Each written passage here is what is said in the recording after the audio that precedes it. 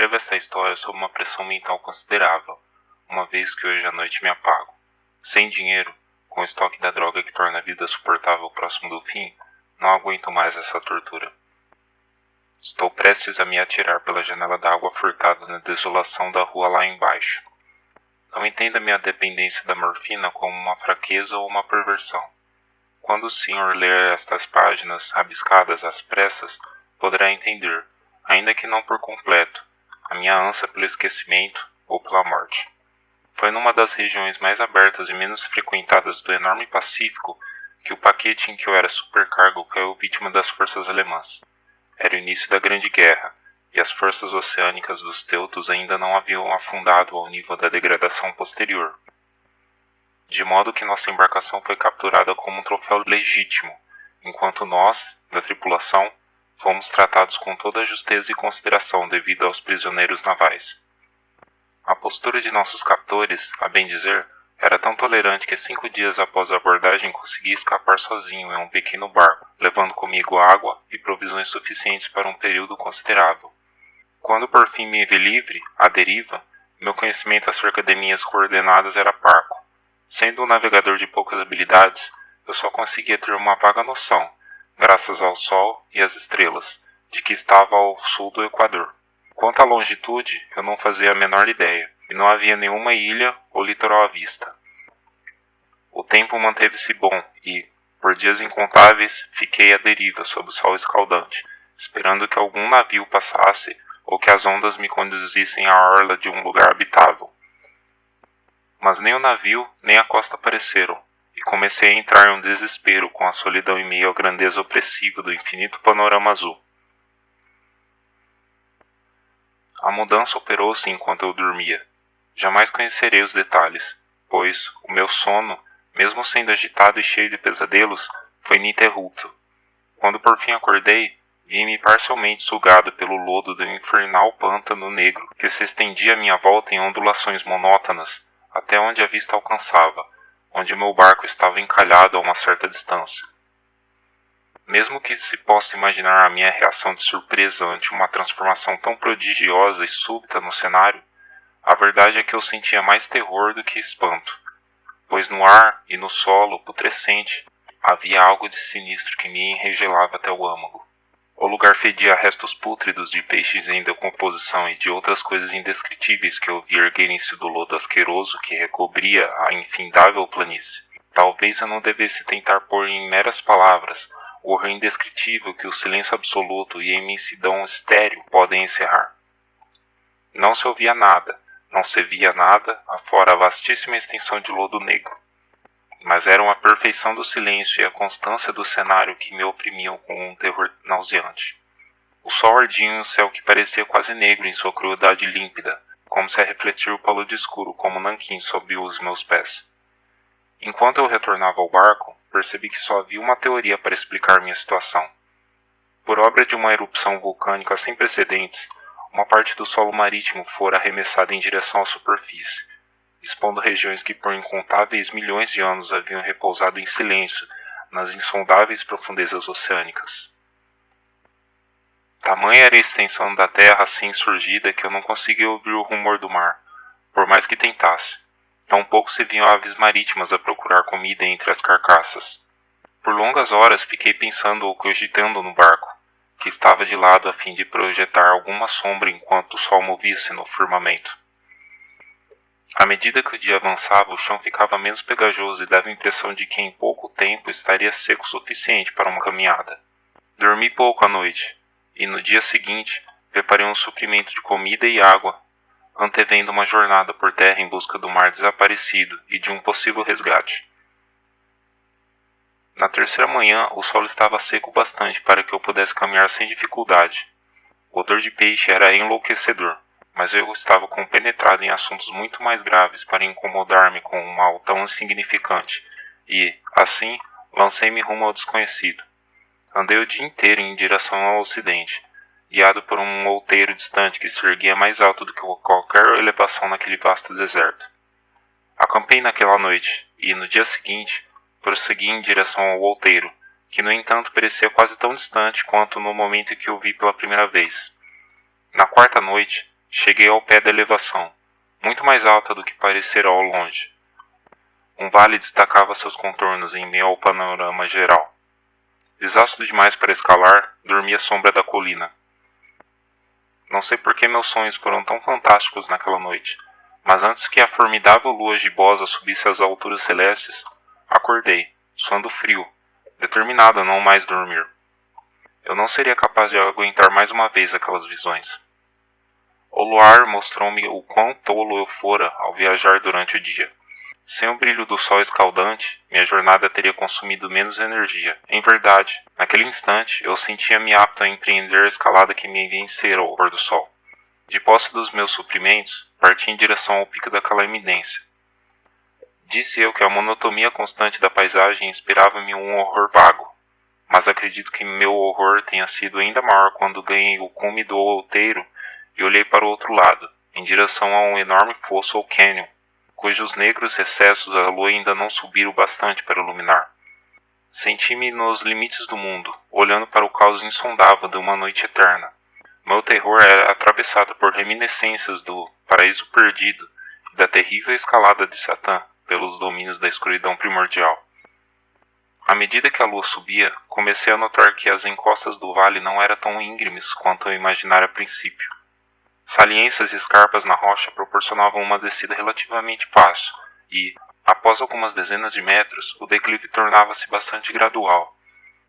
Tomado por um impulso que não sou capaz de explicar, desci pelo caminho de rocha e postei-me na encosta mais suave lá embaixo, observando aquelas profundezas do estígio onde luz alguma jamais havia penetrado. De repente, minha atenção dirigiu-se a um enorme e singular objeto que se erguia a pique na encosta do outro lado, a uns 100 metros de distância, um objeto que resplandecia em brancura com os raios recém-chegados à lua ascendente. Logo me convenci de que era uma enorme pedra, mas por algum motivo eu tive a nítida impressão de que aquele contorno e aquela disposição não podia ser obra da natureza. Um exame mais atento encheu-me de sensações inexplicáveis, pois, apesar da enorme magnitude da proximidade ao abismo iante que repousava no fundo do mar desde que o mundo era jovem, percebi sem a menor dúvida que o estranho objeto era um monólito bem formado, cuja opulência conhecera o trabalho e talvez a adoração de criaturas vivas e pensantes. Confuso e assustado, mas sentindo o entusiasmo dos cientistas e arqueólogos, examinei meus arredores em maior detalhe. A lua, já próxima ao zênite, resplandeceu com um brilho estranho acima das elevações sobranceiras que circundavam o abismo e revelou um enorme volume de água lá embaixo, que se estendia para os dois lados e quase me batia nos pés enquanto eu permanecia na encosta. No outro lado do pélago, pequenas ondas quebravam junto à base do monólito ciclópico, onde se viam inscrições e esculturas primitivas. A escrita usava um sistema de hieróglifos que eu ignorava, diferente de todos aqueles vistos nos livros, e consistia, na maior parte, de símbolos aquáticos estilizados, como peixes, enguias, polvos, crustáceos, moluscos, baleias e outros. Muitos hieróglifos representavam coisas marinhas desconhecidas ao mundo moderno, mas cujos corpos em decomposição eu avistara na planície que se ergueram do mar. Era o estilo pictório, no entanto, o que mais me hipnotizava.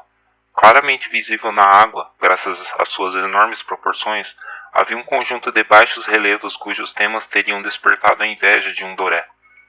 Acho que as figuras representadas eram homens, ou pelo menos um certo tipo de homem. Entretanto, as criaturas apareciam divertindo-se como peixes na água de uma gruta marinha ou rendendo homenagens em um templo monolítico que também parecia estar sob as ondas.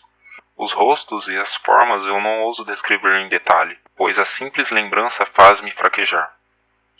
Grotesco além da imaginação de um Poe ou de um Bulwer, o contorno geral das figuras era muito humano, apesar das mãos e pés com membranas natatórias, dos impressionantes lábios carnudos e molengos, dos olhos vidrados, arregalados e de outros traços de lembrança desagradável.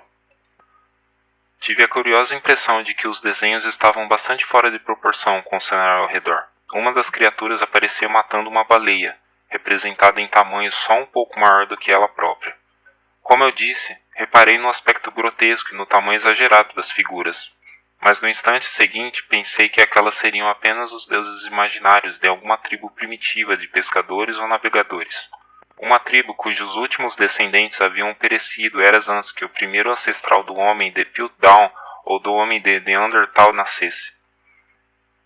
Estupefato com o vislumbre de um passado que extrapolava a imaginação do mais ousado antropólogo, pus-me a meditar enquanto a lua projetava reflexos singulares sobre o silêncio canal à minha frente. Então, de repente ouvi, com um leve rumor que marcou sua chegada à superfície. A coisa apareceu acima das águas escuras. Vasto como um polifeno, horrendo, aquilo se lançou como um pavoroso monstro saído de um pesadelo em direção ao monólito, ao redor do qual agitava os braços escamosos ao mesmo tempo que inclinava a cabeça hedionda e emitia sons compassados.